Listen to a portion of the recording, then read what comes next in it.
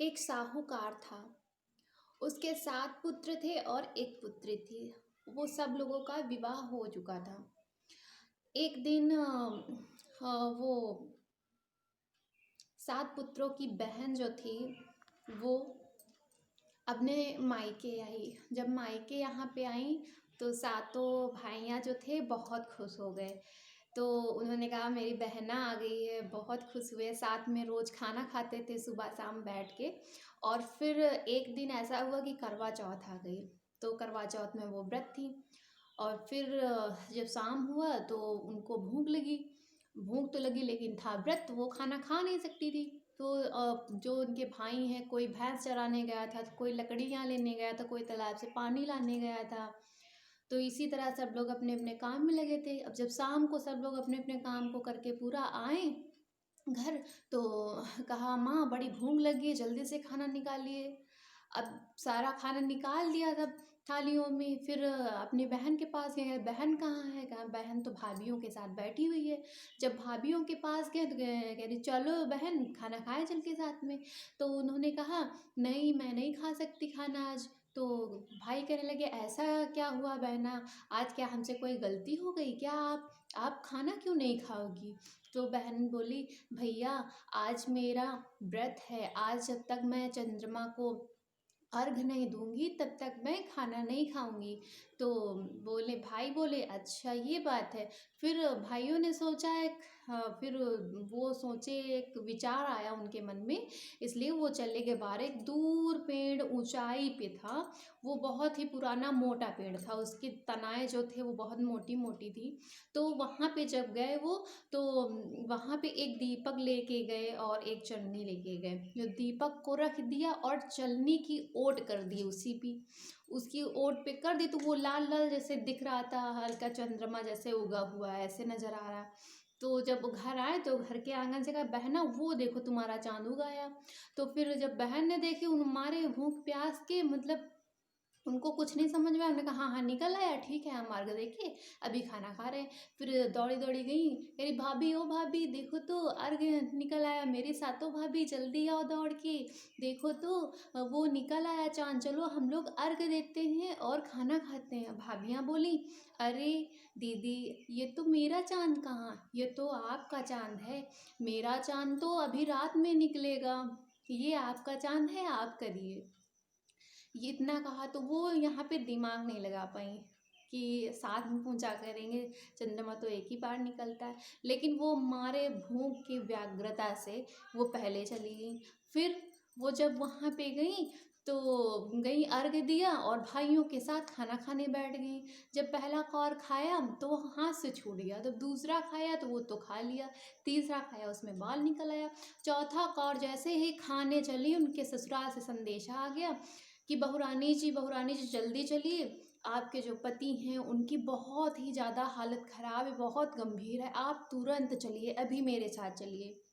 जब ऐसा हुआ वो मारे घबरा गई। और जब वो तैयार होने लगी माँ से बोला माँ मेरे लिए साड़ी जल्दी से दे दो कोई, हम पहन के चले जाएं। जब उन्होंने वो गई साड़ी निकालने, वो सारी सफ़ेद साड़ियाँ निकल रही हैं।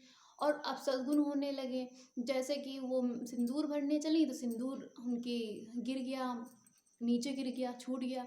तब वो रोने लगी कि अरे माँ ऐसा ऐसा मुझे बहुत डर लग रहा, पता नहीं क्यों क्या होने वाला है माँ। तब उन्होंने कहा बेटा ये लो चांदी का सिक्का। उन्होंने दिया कहा बेटा ये लो चांदी का सिक्का और आप जो साड़ी है उसी पल्लू में बांध लो, और जो पूरे रास्ते में पैदल पैदल जाना, और जितनी औरतें मिले, बूढ़ी मिले और बुजुर्ग मिले और कन्याएं मिले, उनके पैर छूती जाना और उनसे आशीर्वाद लेती जाना। जो तुम्हें सुहागन का आशीर्वाद दे उसको तुम ये चांदी का सिक्का दे के उसके पैर छू लेना। तो बेटी ने कहा ठीक है माँ। फिर वो गई रास्ते में पैदल पैदल चलती गई। जब वहाँ पे गई तो कहा हर जगह पे जब छूती गई, सबके चलती गई, आगे बढ़ती गई, छूती गई। जब वहाँ पे आगे गई उनका उनका गांव आ गया, उनका ससुराल आ गया, तब भी वहाँ तक भी किसी ने ये नहीं कहा कि तुम सुहागिन रहो। सब लोगों ने यही कहा कि हाँ, तुम्हारी लंबी उम्र रहे, तुम बहुत अच्छी रहो, तुम्हारा पति बहुत तुमको प्यार करे और तुम्हारे ससुराल वाले तुमको बहुत प्यार करें, ऐसे ऐसे सब लोग कहने लगे। जब उनका घर का दरवाज़ा सामने आ गया, सामने मुहार आ गया, तो फिर वो बहुत उदास हो गई। बताओ, मुझे किसी ने नहीं आशीर्वाद दिया कि मैं सुहागन रहूं। ऐसा मतलब बहुत अंदर से पश्चाताप होने लगा कि बताओ ऐसा क्यों। बस वो जाने ही वाली थी अपने घर के अंदर, तब तक एक औरत बूढ़ी बूढ़ी, वो सिंदूर ले लो सिंदूर, सिंदूर बेच रही थी। सुहाग का सिंदूर ले लो सिंदूर, सुहाग का सिंदूर ले लो। तब वो रुकी, जल्दी ही दौड़ के गई, पैर छू ली उनके। जब उनके पैर छुआ तो उन्होंने, जो बूढ़ी दादी थी, उन्होंने कहा "अ, अरे अरे अरे ये क्या कर रही हो? अरे अच्छा जाओ तुम।" जब उन्होंने पैर छू लिया तो कहा, अच्छा जाओ तुम 7 पुत्रों की माँ बनो। तो वो बहुत खुश हो गई अंदर से, अरे माँ आपने इतना अच्छा आशीर्वाद दिया है, आपका आशीर्वाद यही लग जाए मुझको। बस जल्दी से वो सिक्का खोल के दे दिया, फिर से पैर छुआ, पैर छू के वो अंदर गई। जब अंदर जाते ही देखा कि अंदर कोई नहीं, सिर्फ औरतें थी। ना उनका पति था, ना कोई आदमी था। जब सिर्फ औरतें थी, वो रो पीट रही थी, वो कह रही है मेरे पति कहाँ है, मेरे पति कहाँ। तो कहा वो लोग, सब लोग शमशान घाट की ओर गए हैं अभी अभी, और वो ख़त्म हो गए, वो अब नहीं है इस दुनिया में। तो कहा नहीं, ऐसा नहीं हो सकता। फिर वो वहाँ से रोती पीटती बिलखती भागते दौड़ते दौड़ते जा रही थी रोते हुए।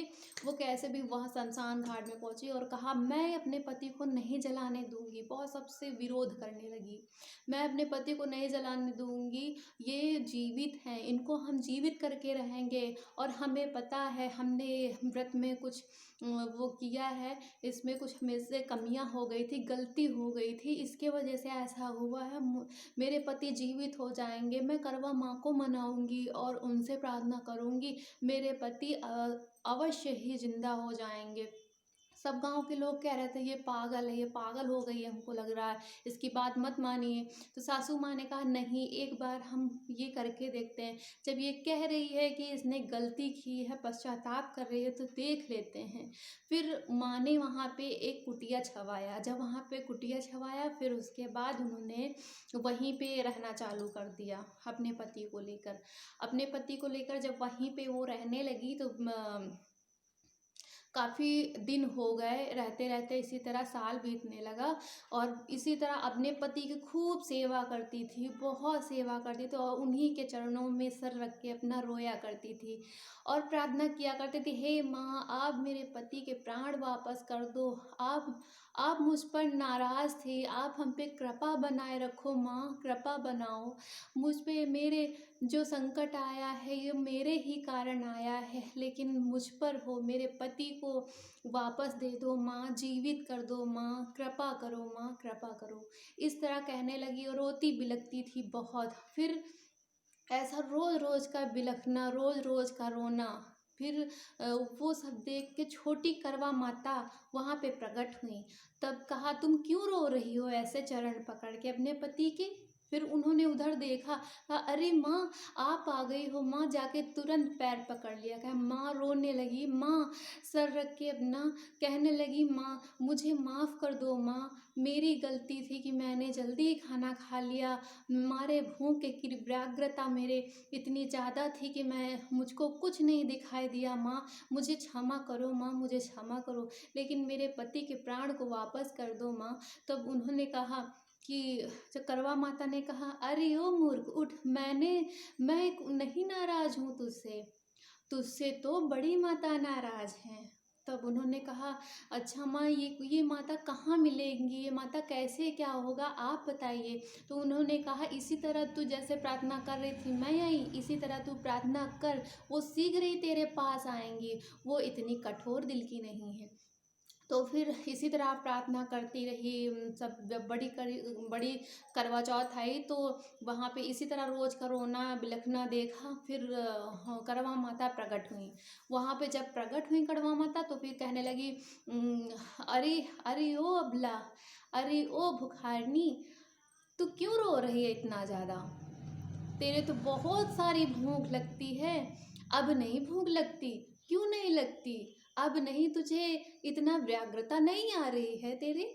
तो वहाँ देखा गया, अरे माँ आप आ गई, आप करवा चौथ की बड़ी माँ हो, आप हमसे नाराज़ हो माँ। अपना सर रख के रोने लगी, अपना सर पटकने लगी, कहे माँ आप मेरे पति को जीवित कर लो, वरना जैसे ये पड़े वैसे हम भी हो जाएंगे असहाय, हम भी अपने प्राण दान दे देंगे माँ। आप मेरी रक्षा करिए माँ, मेरे पति की रक्षा करिए माँ, मेरे सुहाग की रक्षा करिए माँ, हम पर प्रसन्न हो जाइए, ऐसे नाराज़ ना रहिए माँ। तब फिर उन्होंने कहा कि ठीक है। माँ खुश हो गई। कहा, अरे ओ मूर्ख, उठ, पहले सोच, मैं तुझसे इतनी नहीं नाराज़ हूँ, मैं इतनी कठोर नहीं हूँ, मैं भी एक माँ हूँ, मैं भी एक जगत जननी हूँ, तो इतनी निष्ठुर मैं नहीं हो सकती हूँ। पहले सोच, तेरे घर के दरवाजे पे एक बूढ़ी आई थी सिंदूर बेचने, तो वहाँ पे एक बूढ़ी ने तुझे आशीर्वाद दिया था, जा तेरे 7 पुत्र होंगे, तो वह मैं ही तो थी। आपको सिर्फ इतना कर रही थी, सिर्फ तुम्हारे मन की जो व्याग्रता है उसको देख रही थी कि कितना तुम्हारे क्या है निर्मल, कितने तुम पति के लिए क्या है, कितना निष्ठुरता है। तो सिर्फ मैं ये देख रही थी, जा तुझको मैं आज वर देती हूँ, तू सदा सुहागिन रहे। माँ ने ऐसे कहकर और वहाँ से गायब हो गई। जब वहाँ से गायब हो गई तो वो बहुत खुश हो गई और देखा उसका पति उठ के बैठ गया। और करवा चौथ की कथा यहीं से समाप्त होती है। माँ जिस तरह उनके सुहाग को वापस किया और ये सुहाग का आशीर्वाद दिया, उसी तरह हम सब पर अपनी कृपा बनाए रखें और अपने हाथों में जो अक्षत लिए थे वो करवा पे छिड़क दीजिए और पैर छू लिए। आगे की पूजा क्रिया आप लोग शुरू कीजिए। नमस्कार। सब्सक्राइब और लाइक ज़रूर करिएगा।